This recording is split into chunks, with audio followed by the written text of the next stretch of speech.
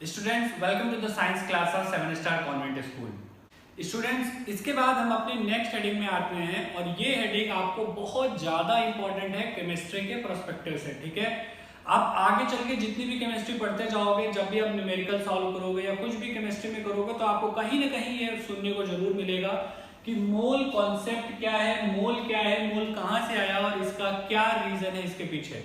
इसलिए बहुत important topic बन जाता है, इसको बहुत अच्छे से समझना जरूरी है। ठीक है, तो समझते हैं मोल कॉन्सेप्ट क्या है, यानी मोल का कॉन्सेप्ट क्या है, ये आया कहाँ से, क्यों आया, कैसे आया। तो इसके लिए एक छोटी सी चीज आप देखो, यहाँ पे मैंने एक केमिकल रिएक्शन लिख दी।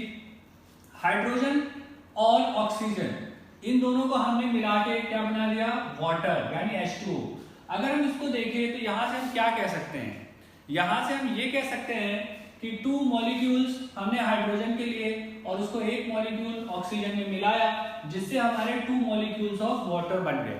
ठीक है, ये बिल्कुल सिंपल सा कॉन्सेप्ट है। ठीक है, अगर आप इसको ऐसे नहीं कहना चाहते तो आप ये भी कह सकते हो कि 4 यूनिट हमने हाइड्रोजन लिया और उसमें हमने 32 यूनिट ऑक्सीजन मिलाया और जिससे हमारा कितना 36 यूनिट वाटर बन गया। कैसे, 4 यूनिट का मतलब हाइड्रोजन का एटॉमिक मास होता है 1, तो 1 के हिसाब से देखें तो 2 2 जा 4, यानी 4 यूनिट हमने हाइड्रोजन लिया और ऑक्सीजन हमने कितना लिया, वो लिया 16 होता है इसका एटॉमिक मास, और उसके अकॉर्डिंग हम देखेंगे तो 16 2 जा 32 यूनिट हमने ऑक्सीजन लिया और इन दोनों को कंबाइन करने से हमारा कितना बन गया, ये जो हमारा वाटर बनेगा ये बनेगा 36 यूनिट ऑफ वाटर, यानी एटॉमिक मास यूनिट है ये। तो 36 एटॉमिक मास यूनिट क्या बन जाएगा, वाटर बन जाएगा। तो देखो इसको एक्सप्रेस करना काफी मुश्किल हो रहा था, या तो हम इसको कॉन्सेप्ट में बोलें तो मॉलिक्यूल्स बोल सकते हैं कि 2 molecules of hydrogen 1 molecules of oxygen अगर मिक्स होंगे तो 2 मॉलिक्यूल्स ऑफ वाटर बना लेंगे। तो ये बहुत ही इजी कॉन्सेप्ट था, बजाय इसके कि हम ये बोले कि 4 atomic mass unit of hydrogen के 32 atomic mass unit of oxygen के मिलाने से 36 atomic mass unit of water बनता है। तो ये बहुत लंबा कॉन्सेप्ट हो रहा था, इसलिए उस समय के साइंटिस्ट ने क्या किया, इसको छोड़ दिया। इसके बजाय इसको सीधे सीधे आप कॉन्सेप्ट जो लिया उन्होंने, वो लिया कि 2 मॉलिक्यूल्स ऑफ हाइड्रोजन और 1 मॉलिक्यूल्स ऑफ ऑक्सीजन मिलके बनाएंगे वाटर। लेकिन इसको मॉलिक्यूल्स के साथ रिप्रेजेंट करके उन्होंने जो ये यूनिट मास यूनिट को छोड़ दिया, इसको ऐसे तो हम डायरेक्टली नहीं छोड़ सकते क्योंकि इसका यूज बहुत ज्यादा है न्यूमेरिकल्स में।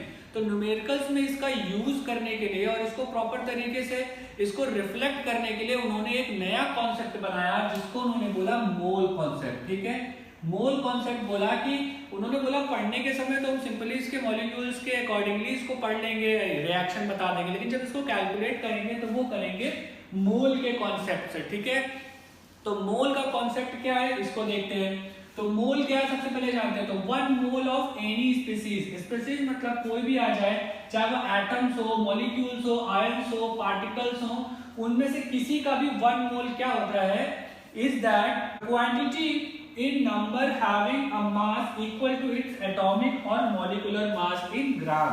यानी उसके एटॉमिक या फिर मॉलिक्यूलर मास को जब हम ग्राम में रिप्रेजेंट करेंगे तो उस चीज को हम बोलेंगे 1 मोल। ठीक है, अब इसके साथ साथ यहाँ पे एक और कॉन्सेप्ट आया, 1 मोल को इन्होंने कहा ये कांस्टेंट नंबर होता है, ये बदलता नहीं है, और ये कितना होता है 1 मोल ऑफ एनीथिंग, यानी किसी भी चीज का 1 मोल कितना होता है 6.022 into 10 raise to the power of 23 number, यानी किसी भी चीज का अगर हम 1 मोल निकालेंगे तो वो इसके बराबर होगा।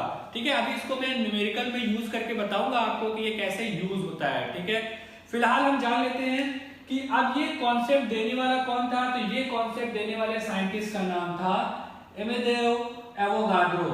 अमेदेओ एवोगाड्रो एक ऐसे साइंटिस्ट थे जिन्होंने ये पूरा कॉन्सेप्ट दिया, तो उन्हीं के ऑनर में इस नंबर को बोला जाता है एवोगाड्रो नंबर। ठीक है, यानी यहां से उनका नाम आया, ये आ गया एवोगाड्रो नंबर, इसको बोलते हैं एवोगाड्रो नंबर, या फिर इसको एवोगाड्रो कांस्टेंट भी बोलते हैं। ठीक है, कांस्टेंट क्यों बोलते हैं, क्योंकि ये फिक्स रहता है, हर एक किसी के लिए फिक्स रहता है, बदलता नहीं है, तो इसको बोलते हैं एवोगाड्रो कांस्टेंट। ठीक है, और इसको रिप्रेजेंट करते हैं एन नॉट से। ठीक है, एन नॉट, इससे इसको रिप्रेजेंट करते हैं। यानी n लिखने के बाद आपको 0 उसके नीचे लगाना होगा तो n नॉट बन जाएगा, तो उससे इसको रिप्रेजेंट करते हैं। ठीक है, तो ये आपको कुछ मोल का कॉन्सेप्ट थोड़ा बहुत समझ में आ गया होगा। बाकी इसका ज्यादातर यूज उसका न्यूमेरिकल्स में है, तो न्यूमेरिकल्स में अभी हम चल रहे हैं, तो न्यूमेरिकल्स में देखेंगे इसका कैसे यूज है, वहां पे आपको ये पूरी तरीके से क्लियर हो जाएगा। ओके स्टूडेंट्स, न्यूमेरिकल्स में जाने से पहले एक और चीज है जो आपको समझ लेना जरूरी है। एक वर्ड आता है मोलर मास, तो मोलर मास क्या है ये इसको भी समझना जरूरी है। तो देखो यहाँ पे मैंने एक सिंपल सा ले लिया, atomic mass of hydrogen. Atomic mass of hydrogen क्या होता है, 1U हमें पता है हाइड्रोजन का एटॉमिक मास क्या होता है, 1 एटॉमिक मास यूनिट के बराबर होता है। अगर मैं कहूं कि यहां से अगर आपको निकालना हो ग्राम एटॉमिक मास, ठीक है, तो क्या होगा, ग्राम एटॉमिक मास। अब हाइड्रोजन का अगर आप ग्राम एटॉमिक मास निकालोगे तो यानी यही एटॉमिक मास केवल ग्राम में कन्वर्ट हो जाता है, तो इसको हम बोल सकते हैं 1G यानी 1 ग्राम। ठीक है, तो जो एटॉमिक मास होगा वो ग्राम में कन्वर्ट हो जाएगा और हो जाएगा 1G। तो इस जो ग्राम एटॉमिक मास अभी भी हमने निकाला है हाइड्रोजन के लिए, इसी ग्राम एटॉमिक मास को हम बोलते हैं मोलर मास। ठीक है, ये चीज याद रखना, मोलर मास यानी ग्राम एटॉमिक मास। ठीक है, मान लो आपको ऑक्सीजन का निकालना है तो मोलर मास कितना होता है, तो आप ऑक्सीजन का जानते हो एटॉमिक मास कितना होता है, तो वो होता है 16 यूनिट। तो अब इसको आपको अगर मोलर मास निकालना है तो मोलर मास कितना हो जाएगा इसका, 16 ग्राम। बस आपको कुछ नहीं करना है, जहां पे ये एटॉमिक मास यूनिट आप लगाते हो वहां पे आपको केवल ग्राम लगा देना है और आपको मोलर मास उस चीज का मिल जाएगा। ओके स्टूडेंट्स, न्यूमेरिकल्स को बहुत अच्छे से समझने के लिए पहले यहाँ पे मैंने कुछ चीजें लिखी हुई हैं, पहले इनको समझ लेते हैं ये है क्या। ठीक है, तो न्यूमेरिकल्स में देखो जब भी कभी शॉर्टकट में यूज किया जाएगा, मैं यूज करूंगा तो आप समझ जाना, जब भी कभी स्मॉल एन यूज किया जाएगा, स्मॉल एन का मतलब है नंबर ऑफ मोल्स। ठीक है, क्या स्मॉल एम का मतलब है गिवन मास यानी जो क्वेश्चन में मास दिया रहेगा, और कैपिटल एम का मतलब है मोलर मास जो अभी अभी हमने सीखा थोड़ी देर पहले। कैपिटल एन का मतलब है गिवन नंबर ऑफ पार्टिकल्स यानी कितने पार्टिकल्स उसके जो दिए हुए हैं, और एन नॉट का मतलब है एवोगाद्रो नंबर यानी एन जीरो भी कह सकते हो इसको, तो ये है एवोगाद्रो नंबर। तो इतनी चीजें तो आप जान गए, ये आपके सिंबल्स की तरह एक तरीके से यूज होंगी और आप जान जाओगे। ठीक है, इसके बाद यहाँ पे कुछ 2-3 फॉर्मूले मैंने लिख दिए हैं, अगर आप इन फॉर्मूले को अच्छे से समझ गए या इतना आपने याद कर लिया तो लगभग आप सारे क्वेश्चंस इजीली कर ले जाओगे। ठीक है, तो समझते हैं इसमें फॉर्मूले में क्या है। एक फॉर्मूला है जो नंबर ऑफ एटम्स अगर कभी निकालने होंगे तो आप लिखोगे small n into n naught, यानी कि आप कह सकते हो number of moles into Avogadro number. Number of moles में एवोगाद्रो नंबर का मल्टीप्लाई करोगे तो उसमें कितने एटम्स है वो मिल जाएंगे। ठीक है, दूसरी चीज, अब नंबर ऑफ मोल्स निकालने के 2 तरीके हैं। एक है या तो आप गिवन मास को मोलर मास से डिवाइड कर दो, या फिर आपको एन नॉट यानी एवोगाद्रो नंबर से गिवन नंबर ऑफ पार्टिकल्स में डिवाइड कर दो, तो आपको मिल जाएगा नंबर ऑफ मोल्स। ठीक है, ये 2 फॉर्मूले अगर आपने याद कर लिए तो लगभग सारे क्वेश्चन आपके इजीली हो जाएंगे। और ये चीज तो आपको पता ही है, एवोगाद्रो नंबर है 6.022 into 10 raised to the power of 23। ये आपको भूलना नहीं है, ये क्वेश्चंस में यूज होगा बहुत जगहों पे। ठीक है, तो अब हम एक एक करके सारे क्वेश्चंस को सॉल्व करते हैं, देखते हैं क्या हमारे इतना याद कर लेने से सारे क्वेश्चन सॉल्व हो जाएंगे या हमें कुछ और भी लगेगा। तो देखते हैं, ट्राई करते हैं। सबसे पहले जैसे क्वेश्चन हमने देखा, calculate the number of moles. अब हमें नंबर ऑफ मोल निकालने हैं फॉर द फॉलोइंग, यानी इनके लिए नंबर ऑफ मोल निकालने हैं। नंबर ऑफ मोल यानी स्मॉल एन के 2 फॉर्मूले मैंने आपको बताए, इनको आप याद रखना। पहला है 52 gram of helium. 52 gram of helium में कितने नंबर ऑफ मोल्स हैं, तो यानी आप यहां से कह सकते हो कि हमें जो दिया हुआ है पहले क्वेश्चन में क्या क्या दिया हुआ है। फर्स्ट में हमें गिवन है क्या,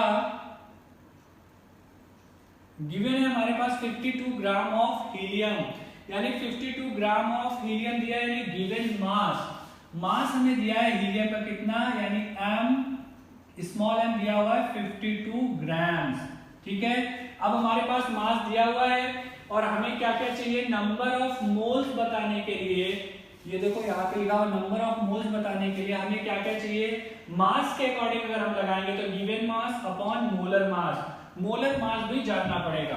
तो मोलर मास हीलियम में क्या होगा तो हीलियम का मोलर मास के लिए हम देखेंगे हीलियम का एटॉमिक मास क्या होता है। एटॉमिक मास ऑफ हीलियम होता है 4 यूनिट। तो मोलर मास कितना हो जाएगा, मोलर मास हो जाएगा 4 ग्राम। ठीक है, तो यहां से हमें मिल गया 4 ग्राम। अब हमें निकालना है नंबर ऑफ मोल्स, तो हम सिंपली निकाल लेंगे number of moles given mass upon molar मास, और ये हो जाएगा गिवन मास है 52 ग्राम्स और मोलर मास है 4 ग्राम। इसको डिवाइड करेंगे तो ये हो जाएगा 4 1 जा 4, 4 से डिवाइड हो जाएगा 4 1 जा 4, 4 3 जा 12, यानी हमारे पास टोटल आ जाएगा 13। 13 क्या है, नंबर ऑफ मोल्स, यानी टोटल कितने मोल होंगे इसमें, तो होंगे 13। यही हमारा क्या हो जाएगा, आंसर हो जाएगा। ठीक है, देखा कितना सिंपल तरीके से सॉल्व हो गया। इसके बाद स्टूडेंट नेक्स्ट क्वेश्चन ले लेते हैं। नेक्स्ट क्वेश्चन है, ये हो गया हमारा, नेक्स्ट है 12.044 into 10 raised to the power of 23 number of helium atoms. Number of helium के एटम्स हैं, तो आपको बताना है कि इसमें नंबर ऑफ मोल्स कितने हैं। तो नंबर ऑफ मोल्स बिल्कुल सिंपल उसी तरीके से फिर से हम लिखेंगे number of moles, number of moles, number of moles का जो सेकंड फॉर्मूला हमारे पास है n, यानी गिवन नंबर ऑफ पार्टिकल्स, कितने पार्टिकल्स इसमें दिए हुए हैं, और उसके बाद उसको एवोगाड्रो नंबर से हम डिवाइड कर देते हैं। गिवन नंबर ऑफ पार्टिकल्स यानी इतने पार्टिकल्स दिए हुए हैं, इतने एटम्स के दिए हुए हैं, तो ये हो जाएगा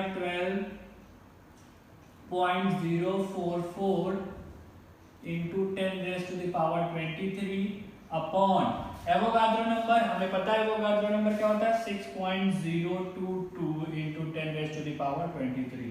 मैंने शॉर्टकट में लगाया, आप इतना शॉर्टकट यूज मत करना, आप प्रॉपर लिख के लगाना। ठीक है, मैंने आपको सिर्फ जल्दी से समझाने के लिए और वीडियो छोटा रखने के लिए मैं शॉर्टकट यूज करता हूँ। ठीक है, तो ये हो जाएगा, ये इससे कैंसिल हो जाएगा, यहाँ से देखेंगे तो ये हो जाएगा 1 जा 2 जा। ठीक है, तो ये आ जाएगा फाइनली हमारे पास 2, यही हमारा आंसर हो जाएगा। तो देखा कितने सिंपल तरीके से ये हमने सॉल्व कर दिया। ओके स्टूडेंट्स, इसके बाद नेक्स्ट क्वेश्चन में आते हैं और अब बहुत जल्दी जल्दी क्वेश्चन को सॉल्व करेंगे क्योंकि वीडियो बहुत लंबा हो चुका है। तो जैसे कि देखो ये हमारा पहला क्वेश्चन है, हमने ले लिया है 0.5 मोल ऑफ N2 गैस, यानी 0.5 मोल ऑफ N2 गैस, और इसमें हमें क्या बताना है, calculate the mass of the following, यानी अब हमें मास निकालना है इनमें से, इन 4 में से इसका मास बताना है, और mass from the mole of molecules. तो देखो इसका मास हम कैसे बता सकते हैं, हमारे पास मोल है यानी नंबर ऑफ मोल हमारे पास n दिया हुआ है, और अब हमारे पास इसको हमें मास बताना है। तो मास के लिए देखो ये फॉर्मूला है n इक्वल टू यानी number of moles equal to given mass upon molar mass. तो यहां से अगर हम देखें n is equal to m upon m है, और हमें मोलर मास पता होता है, निकाल लेंगे, और ये गिवन है हमारा नंबर ऑफ मोल्स, तो ये मास हमें निकालना है। तो बहुत ही simple, mass is equal to हो जाएगा n इंटू m। ठीक है, यानी अगर हमें मास निकालना है तो इसका मतलब इसमें नंबर ऑफ मोल्स में हम मल्टीप्लाई कर देंगे किसका, मोलर मास का। तो मोलर मास क्या है, अब चूंकि N2 गैस है तो N2 गैस के लिए मोलर मास कितना हो जाएगा, नाइट्रोजन होता है 14 और इंटू 2 हो जाएगा, यानी आ जाएगा 28। तो 28 एटॉमिक मास यूनिट आ जाएगा, और इसी को ग्राम में कन्वर्ट कर देंगे तो ये हो जाएगा मोलर मास। ठीक है, तो यानी अब हम ये कह सकते हैं कि यहाँ से हमें n हमें पता है 0.5 इंटू मोलर मास कितना है 28, इन दोनों का मल्टीप्लाई करेंगे तो हमारा मिल जाएगा 14। m क्या है, मास है, तो ये हो जाएगा 14 ग्राम्स। ओके, इसके बाद हमारा नेक्स्ट क्वेश्चन आता है 0.5 मोल ऑफ n एटम्स। अब n यानी नाइट्रोजन एटम्स के लिए हम इसका निकालेंगे मास, तो क्या हो जाएगा, सेम ही रहेगा, यहाँ पे भी फॉर्मूला यही काम करेगा। m इज इक्वल टू हो जाएगा n इंटू m, ये वाला m यानी हमें मास निकालना है, ये n स्मॉल n यानी नंबर ऑफ मोल जो कि दिए हुए हैं 0.5 इंटू मोलर मास कितना होता है नाइट्रोजन का। तो अभी हमने देखा नाइट्रोजन का मोलर मास होता है 14। ठीक है, जब ये N2 था तो 2 लग गया था, तो ये 28 हो गया था। ठीक है, लेकिन एटॉमिक मास होगा 14 यूनिट, और इससे बन जाएगा 14 ग्राम, ये हो जाएगा मोलर मास, यहाँ पर रख देंगे 14 ग्राम, तो ये टोटल आ जाएगा हमारा 7 ग्राम। इसके बाद हमारा नेक्स्ट क्वेश्चन आ जाता है, वो कहता है 3.011 into 10 raised to the power 23 number of n atoms, और इसको हमें निकालना है मास फ्रॉम नंबर से इसका मास निकालना है। तो बहुत ही सिंपल है, वही चीज है यहाँ पे भी हम क्या करेंगे, इसका मास निकालने के लिए n number of moles into molar mass के साथ मल्टीप्लाई कर देंगे। लेकिन यहाँ पे एक प्रॉब्लम है, हमारे पास नंबर ऑफ मोल्स अभी नहीं है, तो नंबर ऑफ मोल्स हम पहले अलग से निकाल लेते हैं। नंबर ऑफ मोल्स हो जाएंगे number of particles upon Avogadro number. यहाँ से अगर हम इसको कैलकुलेट करेंगे तो ये हो जाएगा number of particles 3.011 into 10 raised to the power 23 upon ये होता है एवोगाड्रो नंबर, जो कि हमें पता है 6.022 into 10 raised to the power 23। ठीक है, यहाँ से जब हम इसको सॉल्व करेंगे तो ये हो जाएगा, ये कैंसिल हो जाएगा, ये हो जाएगा 1 जा, ये हो जाएगा 2 जा, यानी ये हमारा मिल जाएगा 1/2। और इसको हम यहाँ पे रख देंगे 1/2 इंटू ये m नाइट्रोजन का हमें पता है कितना होता है 14, तो 14 में से आप इसको सॉल्व करेंगे हो जाएगा 7 ग्राम्स। यही हमारा आंसर हो जाएगा। ठीक है, नेक्स्ट वाला क्वेश्चन भी एकदम सेम ही है, ये कह रहा है 6.022 into 10 raised to the power of 23 number of N2 molecules के लिए मास हमें बताना है। तो बहुत ही सिंपल है, सेम प्रोसेस है, हमें यही वाला फॉर्मूला लगाना है। मास जानने के लिए हमें number of moles into molar mass से मल्टीप्लाई करना है। यहाँ पे फिर हमारे पास नंबर ऑफ मोल्स नहीं है, तो हम पहले इस फॉर्मूले से निकाल लेंगे। इसमें हमारे पास ये नंबर दिया हुआ है 6.022 into 10 raised to the power 23 upon में ये नंबर हमें पता होता है, ये होता है 6.022 into 10 raised to the power 23। यहाँ से देखेंगे तो ये दोनों कैंसिल हो जाएगा, बचेगा 1 यानी ये आ जाएगा वो यहाँ पे 1 इंटू मोलर मास किसका है N2 का, N2 का मोलर मास हो जाएगा 14 इंटू 2।